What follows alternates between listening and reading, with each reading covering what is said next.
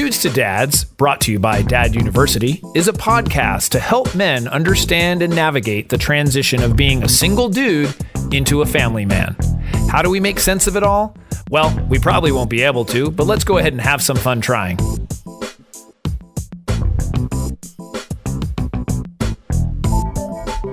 And we are back. We are back. I'm Jason Kreidman. I'm Alan Bush. And this is Dudes to Dads, episode 142. Yes. Episode 142, because we just did 141. You remember that? So I think mathematically that makes sense. And next will be 143.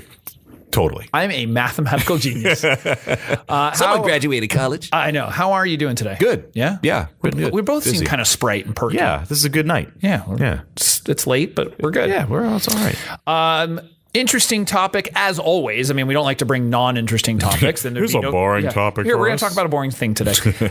This one is the importance of play. And basically, let your kids have some fun. Oh, for sure. That's the thing. That's the fun part about being a kid, right? Having fun. Totally. So here's how this came about. So typically my kids come in when it gets dark out. Right. You know, and I remember when I was growing up, hey, street lights come on. Yes. That's the time to go in. That's the time to go in. That's when you came in. Yep. So the other day, it had been dark for about an hour, which is rare, you know, like to have this amount of time.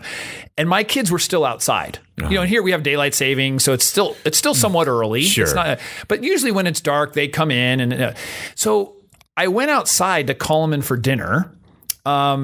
And witnessed something that was almost just too good to interrupt. Okay, as a father, and like, so outside in like the neighbor, there's a basketball hoop, and like in the street area because we live in a cul-de-sac. Yeah, there's 7 to 8 kids, all the kids from the neighborhood that are close by, or there may even been more watching or whatever, laughing, playing, having an awesome time. Yeah.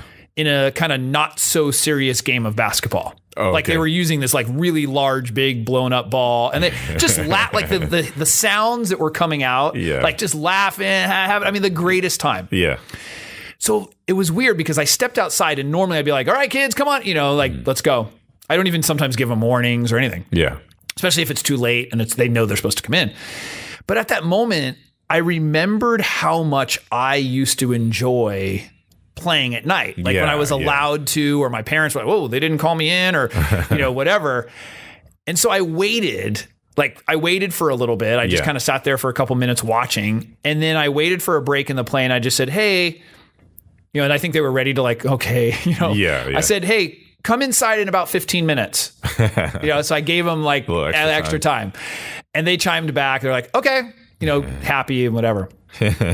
So it was just this little antidote that I was thinking about how important play is. And and at that moment, watching my children just have a great time with the friends and just really, really enjoying himself. It's unstructured. There's no, you know, maybe there's a little competition. No, but it's like, that's the fun part where they just make it up. It was just making it up, and they're all about the same age. I mean, there's some a little older, some a little younger, but it's like, it was just, everyone was getting along. It was just really, really cool.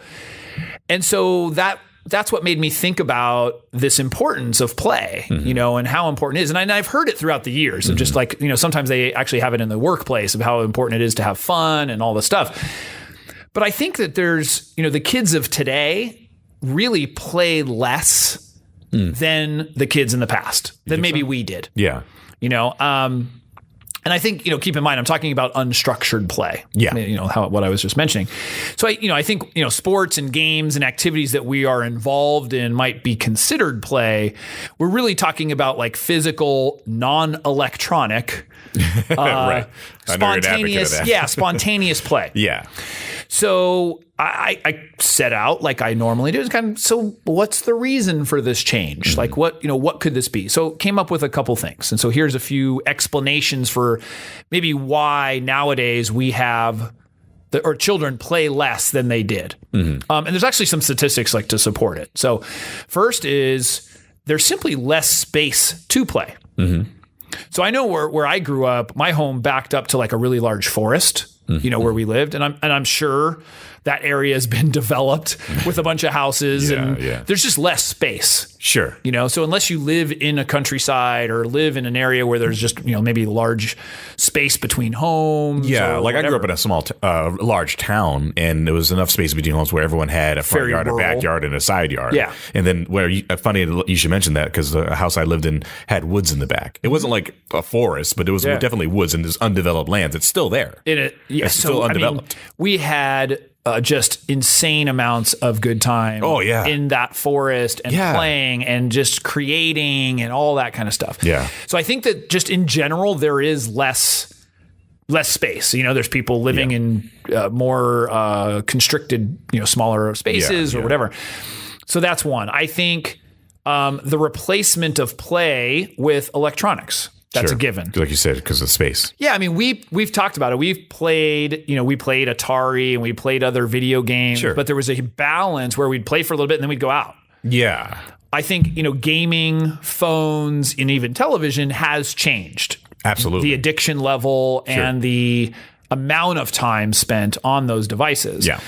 So having access to all of those, it provides entertainment. So that's where children will spend spend time. But it's just not the play and the activity that we are accustomed to. Yeah. Now, I'd love to hear people's opinions, because we've talked about how it's our romantic view of how things used to be. When we were kids. Yeah. Whereas nowadays, electronics, it is just different. But there are effects of that. Whether we like it or not, they're more sedentary. They're more, there's other issues with that. Now, there might be some benefits too. We've talked about, there's some cognitive things, I'm sure. But kids just aren't going out and playing outside as much. They're playing inside, and they're playing video games or computers or electronics or watching TV. Yeah. So that's one. Another one. Another one, the environment is a little more dangerous. Now. Okay. So, gotcha. Parents don't want their kids roaming around or going far from the house. Mm-hmm. I know I feel that way, even though we live in a wonderful neighborhood. Sure. Still don't want them roaming just because there's cars, whatever it is. Yeah. But when I grew up, it wasn't uncommon for us to travel miles and miles away on our bikes, even when I was really young. Same here. Or walk, for that matter. I walked to school my first through fourth grade, and it was not that far away, but it was at least a mile. Oh, we would cross major streets. Yeah. It's just amazing. And so that's where I was wondering, is just the thought. I think many parents, and depending on where you live, but think of now as less safe than it was back then. I wonder why that is. Well, I think we just hear about everything more. That's what I'm wondering. Is it because it was oversaturated media and people are just... Well, there might be greater populations. Percentage of...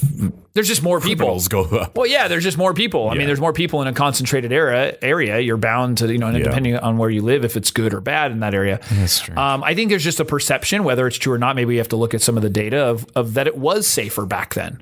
Mm-hmm. So, it's interesting. Yeah.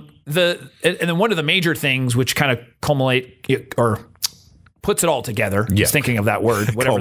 Culmination, culminate. Yeah, I know. That's what happens with recording a live podcast. Yeah, exactly. Where we don't go back and change things very often. There's much less time to play. Right. So whether kids are now more involved in activities, or the schools and parents are more focused on academic preparation, there's just much less time to play. Right. So as an example, language, like maybe the kids are taking a foreign language, they're doing music, they're doing a team sport, they're doing an individual sport, whatever. Yeah. They're involved in multiple things. And so there is less time for play. Sure. And I think I empathize with my children, because there's often times where they say, we just want to play. Like, we don't want to go anywhere. Yeah. We just want to hang out. Like, I tried to convince my kids to go to the store with me over the weekend. They're like, no, we just want to play. I want to play, man. I'm like, you know what? I totally get it. I'll just go by myself. Never mind. I understand, like, that you just want to play. And there's a desire to do that. Sure. Which I was happy, because they were playing outside. So it wasn't a big deal. Right. But really, so if we look at those things, why do we feel like play is so important? What are some of the benefits that people have associated with play. And there's been a lot of research. I'm not documenting everything for this purpose, but there is a lot of research related to it. So here's a couple things that, are attributed to play and why, or I should say the benefits of play. One, it promotes problem-solving skills. Okay. Which a lot of these are self-explanatory. I mean, depending on what you're playing, you need to solve a problem, and there's different scenarios that you might get in. Another one, you learn to get along with others. So social skills. Sure. Like I was watching this game. There's 7, 8 kids playing. 4 on one side, 4 on the other, or whatever. They've got to coordinate. They've got to do things and do that. Second, improves memory. There's some cognitive stimulation that happens in the brain, which actually can improve your memory. That's a good one. This one's kind of like getting along with others, but basically conflict resolution. There's situations where 2 people want something different, and just the interaction with other people, especially when you're little, gives you more opportunities to solve things. Sure. More opportunities to solve conflict. Versus, if you play in your room by yourself with your there's no conflict computer, unless you have a problem. Really not much resolution. Stronger self-regulation. A lot of this is the experience that the brain and the emotions and the hormones and all these things have when you're playing. But the ability to regulate yourself, they feel like it's really improved when you play. Another one was interesting, better at math. There's all kinds of cognitive things as well, where your brain is forced to do. I think that comes in part with the problem solving. Like, you see situations, you have to count, or you have to measure, or, all kinds of things, but they're saying that improves math. Well, you think about it, even with sports, there's a lot of math involved because like, how many yards did you get? How many home runs did your batting average? 3 to 1, 6 to 8. Just things like that. Basketball, same thing. Like you're keeping score, you have to kind of use your mathematics. Totally. So. That makes sense. Yeah. Allows them to work through emotions. So, a lot of times too, when you are involved in activities and play, there's emotion, there's good, bad, anger, happiness. There's all kinds of emotions that come up, especially when you're involved with other people and you have to interact with other people. So that's something too. It allows them to work through some of those emotions and be familiar with those emotions. Versus, in situations where, let's say, they don't play, they don't interact with a lot of people, they don't have that ability to deal with emotions until some serious situations happen. Right. And then it's like, okay, well, how do I deal with this? Right. Oh, wow, I've never felt that before. So some experience. A big one is improving your physical development. Yep. That's kind of almost the number one you think of. Absolutely. Just strength, speed. Reflexes. Not that those are all essential things. In this PC culture that we're in. Right. It's staying healthy. Correct. Yeah. And then another one that was important was building the imagination. Yeah. And I see that all the time. Making a fort. Yeah. That's the fun tracks part. That they've done, all kinds of stuff that they do. Yeah. It's really, really cool to build imagination. We built so many forts in my lifetime. And then you pretend like something, you're in the fort for a reason. It's a spaceship or you're a pirate or whatever it is. I saw my daughter the other day. It was awesome. She had a friend over and I'm hearing them talk, but they're talking in like something that just was strange because they're like giving instruction. Yeah. I'm like, oh my gosh, they're playing, like they were totally playing school. One's the teacher. They created this whole scenario. They had the books and the writing, like nothing was prompted. Nobody said, like they just did that on their own, and it was really cool. I started listening and it's like they play off each other. Oh, they're like, it was almost like a comedy ad lib, type of thing where you're like, session. Like an improv session. They're like given some topic. All right, go. That's really cool. Yeah. Maybe we can make some money off. Exactly. Have you ever read the comic Calvin and Hobbes? Sure. So Calvin is like that, right? He has a huge imagination, and he uses a box, and basically that becomes a spaceship. But if he turns it upside down, it transforms him into something else. And it's funny. One of my coworkers had the same. She had a box, and I go, and she had never heard of Calvin and Hobbes, and she goes, I go, dude, you need to go read Calvin and Hobbes because this box looks exactly like that kind of box you would use. You've got to make a spaceship. Exactly. No, that's funny. Yeah, it is awesome. And I've seen some pretty amazing things out of boxes in our garage. Boxes and tape. Yeah, right. But the only part I don't like about that is that we've had like 6 rolls of duct tape used. And I'm like, where's our duct tape? We've gone through so much. And it was from them making robots. How funny. With boxes. That's awesome. Yeah. It's awesome until you have to clean it up. So what can we do as parents to encourage play? So I made a couple of these things. So the first one is to make sure that we provide them the time to play. That's the one thing. So stop putting your kids in so many activities. They don't need piano lessons, language tutoring, multiple sports. It's just too much. Right. So pick a thing or two at a time. Leave the rest to their imagination. Leave the rest of their imagination. Let them play. Yeah. Let them have a good time. Number two, we need to make sure that we offer them a safe place to play. So if you feel like, the area where you live or your neighborhood is not safe, possibly bring them to a park or or some area where you can watch them, or an indoor play area. I know a lot of those are popping up. Yeah. Indoor play areas, trampoline parks, laser tag kind of stuff. Yeah. Granted, a lot of that stuff costs money, so that may not be an option. Well, that's what the YMCA started as, right? I mean, wasn't it like a place where the kids could go and play and do the activities? Yeah, whatever you feel at the Y. No, I was trying to think of the line. You can get a good meal. Right? You get a good meal at the Y. So yeah, that is something. You're right. Like, even the local community centers things like that. I noticed there was one in Ocean Beach recently where I live, and I'm like, oh, that's a community center up here. I had no idea because it's a little bit up the hill. I wouldn't normally go there. Right. But for the neighborhood kids, and a lot of that area has more houses than apartment complexes, so I imagine there's more families. And I'm like, this is really cool. There's a community center here. Yeah. Yeah, no, it's great to do that and utilize those kinds of facilities, which often don't get utilized. Right. Yeah. Number three, a play should be fun and self-directed. Yeah. So that's what we're talking about. Sports and stuff are great, but keeping score, maybe, whatever, but the idea of just having fun doing the sport, kicking the ball around, shooting a basket. Yeah. That's the part where it's fun, it's unstructured, it's self-directed. They're doing it the way that they want. Or like you were saying, just pretending like you're something. Right. Like that's the thing. Like I remember when I was a kid, we would play lightsaber battles with wiffle ball bats. Of course. I think every kid did that. Right. So if you haven't done that as a kid, Last please weekend. do that. No, yeah. I kind of still want to do it. Yeah, no, it's something that you just want to allow them to do those kinds of things and be creative. Number four, when they're young, you might possibly need to find them others to play with. So the idea now, what's become a scheduled play date, that's kind of the reason for that, is introducing them to other kids. They might not be as social, especially like in the toddler stage, you start doing that. Yeah. It's still a little difficult for them to create bonds and friendships at that age. Yeah. Well, I mean, and then, toddler, I get it. But then when you go to school, you kind of make friends. Correct. Right? So that's kind of the thing. Well, so here's the thing. Something I'm sorry to interrupt you, but like, I know you were kind of explaining this to me, that sometimes your neighbors won't even go to the same school. Right. Which that was unusual to me because I never grew up that way.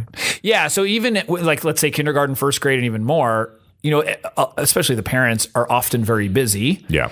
And so there has to still be coordination of playing after school. Sure. So there usually is something like that where like, hey, on Thursday, why don't you have him come to our house, or, she can come over, whatever. And so you sort of schedule these things because a lot of the kids are not the neighbors. Right. It is easy. Yeah. That's why I said, like, we have some neighbor kids, and on a weekend that can make sense. But during the week, sometimes that's hard. Sometimes it's not. Sometimes they're home too.